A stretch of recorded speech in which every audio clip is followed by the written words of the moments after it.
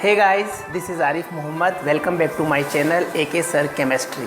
हम डिस्कस कर रहे हैं 11th साइंस का टॉपिक एटॉमिक स्ट्रक्चर, और एटॉमिक स्ट्रक्चर में हमारा टॉपिक चल रहा है एटॉमिक मॉडल्स, जिसके अंतर्गत हम थॉमसन मॉडल डिस्कस कर चुके हैं, रदरफोर्ड मॉडल डिस्कस कर चुके हैं, और लास्ट क्लास तक हम बोर के जो पोस्टुलेट्स थे उनके बारे में बात कर चुके हैं। बोर मॉडल के पोस्टुलेट से किसी भी कोई एटम है उसकी रेडियस, इलेक्ट्रॉन की वेलोसिटी, इलेक्ट्रॉन का वेग और इलेक्ट्रॉन की ऊर्जा की कैलकुलेशन किस प्रकार से की जाती है उसके बारे में हम हमारी आज की क्लास में बात करेंगे। तो चलिए शुरू करते हैं आज का सेशन। सबसे पहले बात करेंगे हम फर्स्ट बोर कक्ष में इलेक्ट्रॉन का वेग। बोर कक्ष में इलेक्ट्रॉन का वेग यानी velocity of electron in Bohr's orbit. Velocity of electron in Bohr's orbit, इसके बारे में हम बात करते हैं। सबसे पहले देखिए, बोर के पोस्टुलेट्स में आपको रिमाइंड करा दूं, हमने कुछ थ्योरेटिकल पोस्टुलेट्स देखे थे। कहा था इलेक्ट्रॉन नाभिक के चारों ओर वर्ताकार पथों में चक्कर लगाता है, इन्हें कक्ष ऊर्जा स्तर कहते हैं।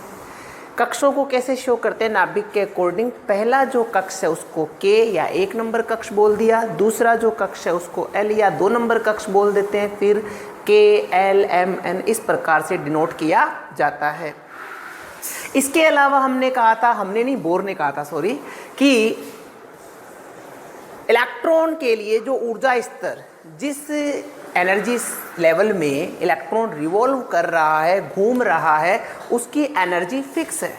बट जब इलेक्ट्रॉन एक ऊर्जा स्तर से दूसरे ऊर्जा स्तर में ट्रांजिस्ट होता है, यानी लो एनर्जी लेवल से हाई एनर्जी लेवल में जाए या हाई एनर्जी लेवल से लो एनर्जी लेवल में आए, तो ऊर्जा का उत्सर्जन या अवशोषण करता है, और जिसके लिए हमने लिखा था delta E is equals to E2 minus E1। यानी इलेक्ट्रॉन ने कितनी ऊर्जा रिलीज करी या ग्रहण करी, उत्सर्जित करी या ग्रहण करी, उसको अपन इस प्रकार से शो कर सकते हैं। डेल्टा E वह क्वांटिटी है उत्सर्जन और अवशोषण की मात्रा, किसकी? ऊर्जा की।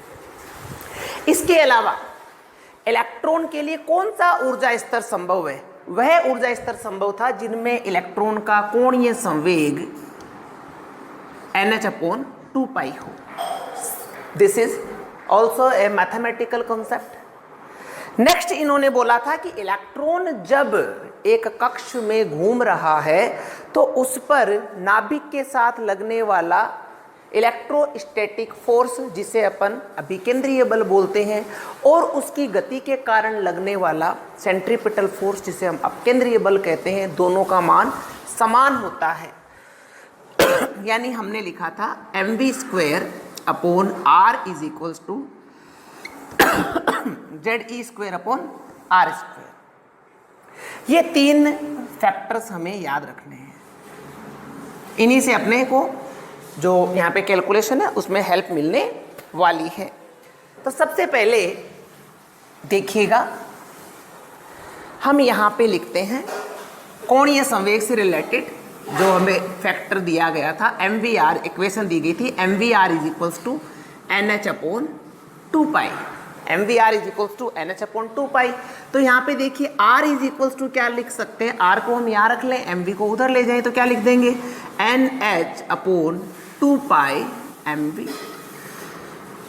ओके, इसे आप इक्वेशन नंबर 1 बोल दीजिए। इक्वेशन नंबर फर्स्ट आ गई।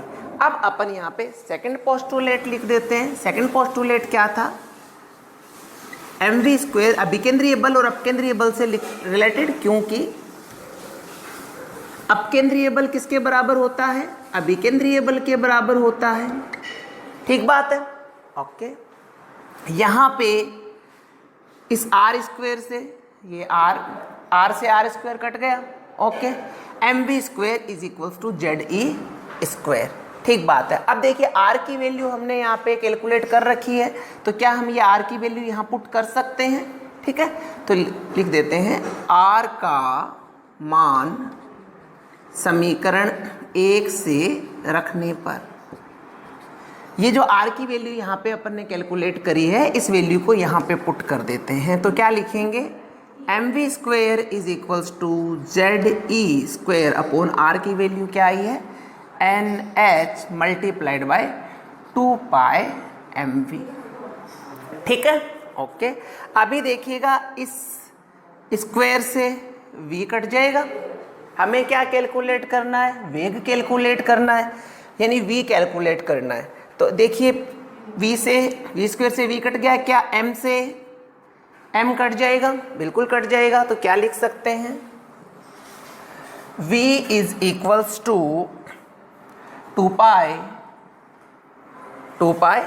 ZE² upon NH। ठीक है, v is equals to 2π ZE² upon NH, ये हमें फैक्टर यहाँ पे मिल जाता है। इसे अपन कैसे लिख सकते हैं? v is equals to 2πE² upon H Zn, ऐसे लिख दिया, इसी को दोबारा से रीराइट करा है। 2πE² को इधर ले गए, Z को यहाँ ले आए, H को इधर ले गए, N को इधर ले आए। अब देखिए यहाँ पे जो अपन ने लिखा है,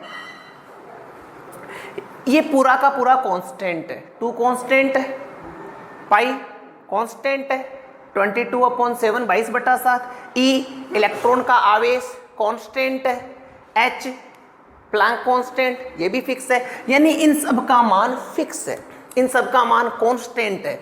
और इनका जब कैलकुलेशन किया जाता है तो वैल्यू मिलती है 2.18 multiplied bye 10⁸ Z upon N centimetre पर सेकंड इनवर्स, सेंटीमीटर पर सेकंड इनवर्स। तो यहाँ पे अपने को वेग का फॉर्मूला मिल जाता है। ध्यान दिए मेरी बात की तरफ, आपको यहाँ पे करना क्या क्या है। देखिए अपन ने किस प्रकार से कैलकुलेट किया, हमें पता है mvr is equal to NH upon 2π होता है। r की वैल्यू यहाँ रख ली, mv को उधर ले गए, फिर हमने अभिकेंद्रीय अपकेंद्रीय बल दोनों इक्वल रखा, r² से r कट गया, इस r की वैल्यू यहाँ से पुट कर दी।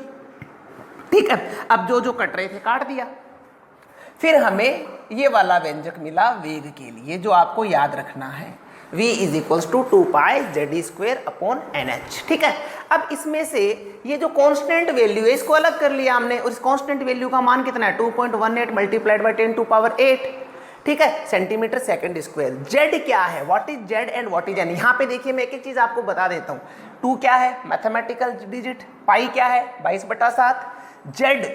Z है परमाणु क्रमांक, जिस परमाणु की आप बात कर रहे हो उस परमाणु का एटॉमिक नंबर कितना है, वह है Z। E इलेक्ट्रॉन का आवेश, N जिस ऊर्जा स्तर की आप बात कर रहे हो, पहले की, दूसरे की, तीसरे की, H प्लैंक कांस्टेंट। तो यहाँ पे Z और N की वैल्यू रख सकते हैं। Z तो क्या रखेंगे? जिस एटम की बात कर रहे हैं, परमाणु की बात कर रहे हैं, उसका परमाणु क्रमांक, और N जिस ऊर्जा स्तर, जिस कोश की बात कर रहे हैं, पहले की, दूसरे की, तीसरे की, तो उसके अकॉर्डिंग हम यहाँ पे N का मान पुट करके और वेग हम ज्ञात कर सकते हैं। तो आपको वेग के लिए ये वाला फॉर्मूला याद रखना है। इस प्रकार से हम वेलोसिटी कैलकुलेट कर सकते हैं। This is the formula of calculation of velocity of A electron in A Bohr orbit. एक बोर ऑर्बिट में इलेक्ट्रॉन का वेग इस प्रकार से हम ज्ञात कर सकते हैं। Then we go to the radius of a Bohr orbit. अब अपन बात करने वाले हैं एक बोर ऑर्बिट के त्रिज्या के बारे में। ठीक है, तो इसमें समझ में आ गया होगा। याद क्या रखना है? एक तो कोणीय संवेग से रिलेटेड जो इक्वेशन है वो हमें पुट कर देनी है, एक अभिकेंद्रीय अपकेंद्रीय बल से इक्वेशन हमें पुट कर देनी है, जो बोर के पोस्टुलेट्स में हम डिस्कस कर चुके हैं। आगे हम सेकंड बात करेंगे, रेडियस, त्रिज्या ज्ञात करेंगे। जिस कक्ष में इलेक्ट्रॉन घूम रहा है उस कक्ष की त्रिज्या कैसे कैलकुलेट करें उसके बारे में बात करेंगे। देयर इज सेकंड हम बात करने वाले हैं बोर कक्ष की त्रिज्या का परिकलन या गणना। बोर कक्ष की त्रिज्या का परिकलन, कैलकुलेशन ऑफ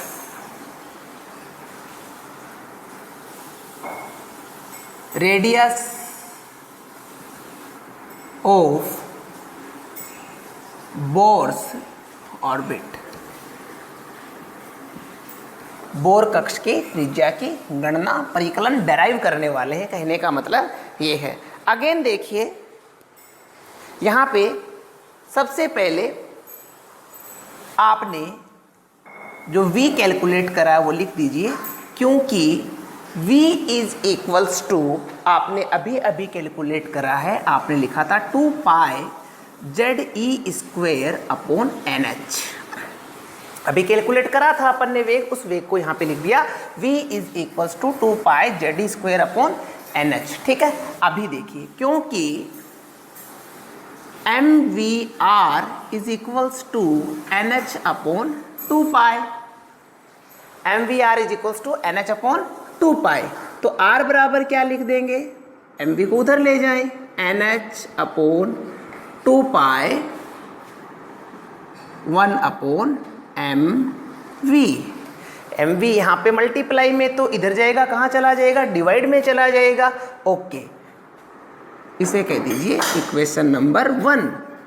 समीकरण 1 में V का मान रखने पर इस इक्वेशन में हम इसकी v की वैल्यू पुट कर दें जो अपन ने कैलकुलेट कर रखी है, लिख सकते हैं ये वैल्यू। तो क्या लिखेंगे, R is equals to NH upon 2 pi, M को यहीं रख लें और v की वैल्यू पुट कर देते हैं। तो इधर v की वैल्यू बटे में, तो v की वैल्यू जस्ट उल्टी हो जाएगी, क्या लिख देंगे, 2 पाई ZE स्क्वेयर NH, यही होगा ना। अब NH मल्टीप्लाई होके क्या हो जाएगा, N स्क्वेयर H स्क्वेयर, 2 पाई से 2 पाई मल्टीप्लाई हुआ 4, पाई से पाई मल्टीप्लाई हुआ 4 pi square MZE square, 4 pi square MZE square R। ये हमें R का यहाँ पे फैक्टर मिल जाता है। इस प्रकार से हम R की कैलकुलेशन कर सकते हैं। ठीक है, अभी देखिए H is the plank constant, मान फिक्स है इसका, 4 फिक्स है, पाई 22/7 फिक्स है, M क्या है, इलेक्ट्रॉन का द्रव्यमान, ये भी फिक्स है, E इलेक्ट्रॉन का आवेश। यानी अगर अपन इसको कांस्टेंट के रूप में लिख सकते हैं, क्या लिख सकते हैं, इसको रीराइट करें हम, R is equals to H square upon 4 pi square ME square N square Z। ठीक है, ऐसे हम लिख सकते हैं। ये पूरा का पूरा कांस्टेंट है और इसकी वैल्यू होती है 0.529 N स्क्वेयर Z एंगस्ट्रॉम। यानी इस प्रकार से आप इस फॉर्मूला से रेडियस को कैलकुलेट कर सकते हो। अगर आपको ऊर्जा स्तर बता दे, पहला है, दूसरा है, और आपको परमाणु क्रमांक बता दे, आपको ऊर्जा स्तर बोल दिया, पहला ऊर्जा स्तर है तो n की वैल्यू क्या रखोगे, 1। आपको परमाणु क्रमांक बोल दिया 1, तो ये तो 1 क्या हो गया, कैंसल, तो रेडियस कितनी आ जाएगी, 0.529 एंगस्ट्रॉम। यानी कि यहाँ पे आपको ये और ये 2 फॉर्मूले आपको याद रखने हैं। देखिए वेलोसिटी हमने ज्ञात कर ली थी, हमने रेडियस भी यहाँ पे कैलकुलेट कर ली है। ठीक है, आ रही है बात समझ में, वेरी गुड, बहुत बढ़िया।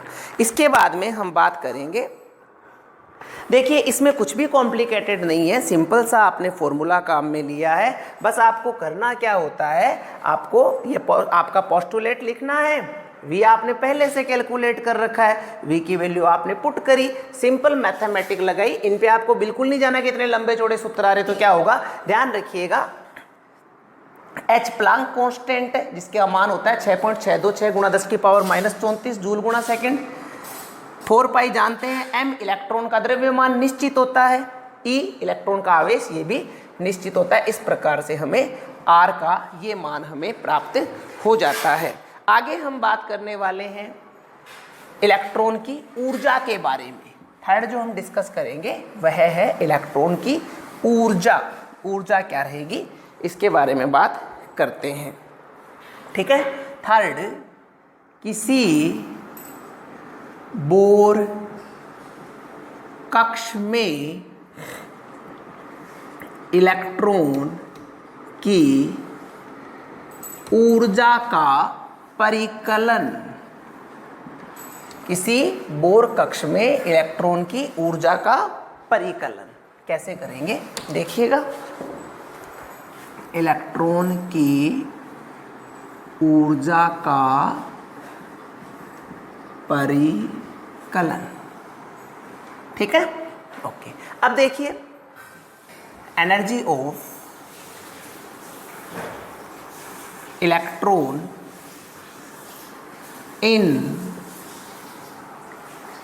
in a Bohr's orbit. Energy of electron in a Bohr's orbit. ठीक है, ऊर्जा का परिकलन करते हैं। अब देखिए, कोई भी चीज है उसकी ऊर्जा दो कारण से होती है, तो गतिज ऊर्जा काइनेटिक एनर्जी और एक स्थितिज ऊर्जा पोटेंशियल एनर्जी। यानी इलेक्ट्रॉन की ऊर्जा है वह काइनेटिक एनर्जी और पोटेंशियल एनर्जी का योग होगी। क्या होती है पोटेंशियल एनर्जी या स्थितिज ऊर्जा? कोई भी वस्तु है उसकी स्थिति के कारण उसके पास जो ऊर्जा होती है वह स्थितिज ऊर्जा होती है, और उसकी गति के कारण जो ऊर्जा होती है वह गतिज ऊर्जा होती है। और टोटल योग क्या होगा? इन दोनों ऊर्जाओं का योग। बात समझ रहे हैं आप मेरी? जो उसकी पोजीशन के कारण वस्तु के पास ऊर्जा है उसे स्थितिज ऊर्जा कहते हैं, पोटेंशियल एनर्जी कहते हैं, और जो उसकी गति के कारण ऊर्जा है उसे गतिज ऊर्जा या काइनेटिक एनर्जी कहते हैं। ठीक है, ओके। तो हम बात करते हैं इलेक्ट्रॉन की एनर्जी के बारे में। तो चलिए देखते हैं इलेक्ट्रॉन की एनर्जी को क्या लिख सकते हैं अपन। E is equals to PE plus KE। What is PE? PE is potential energy. PE is P for potential, E for energy, and what is KE?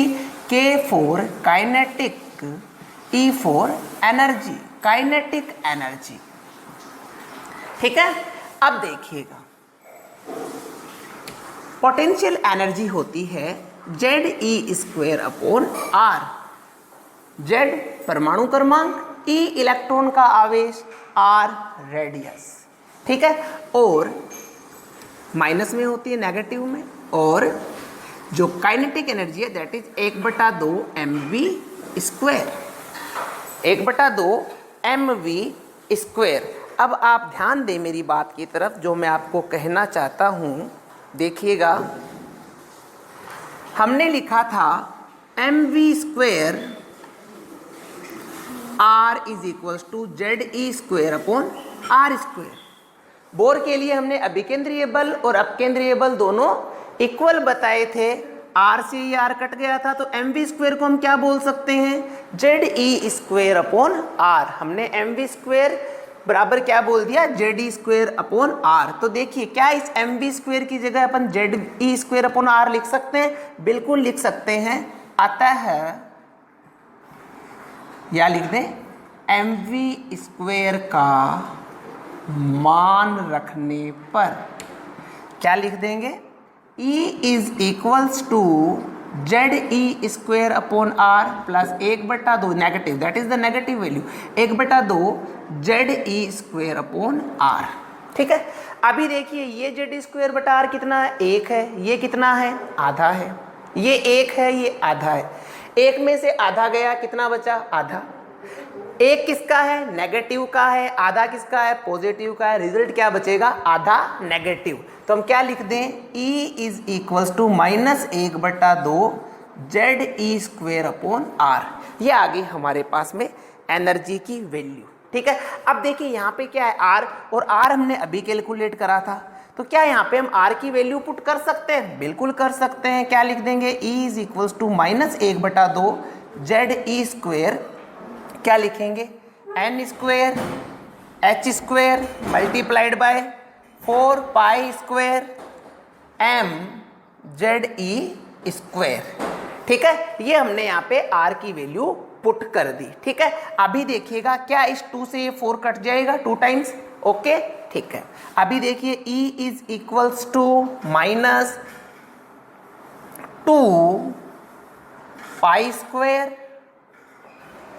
M Z multiply होके Z square E की power 4, ई square E की power 4 और बटे में N square h square.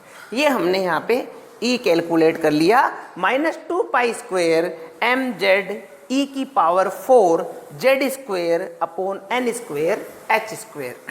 अब यहाँ पे देखिए 2 कांस्टेंट है, पाई कांस्टेंट है, इलेक्ट्रॉन का द्रव्यमान कांस्टेंट है, इलेक्ट्रॉन का चार्ज कांस्टेंट है, एच प्लांक कांस्टेंट है। इसको रीराइट करें हम, आपको ये फॉर्मूला एनर्जी के लिए याद रखना है। आप यहाँ पे लिखेंगे E is equals to minus 2 pi square m e की power 4 Z square upon h square n square.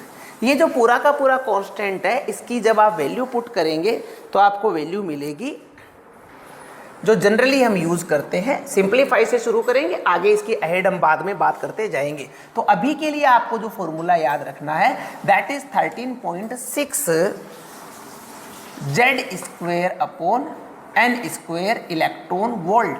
This is the formula for energy.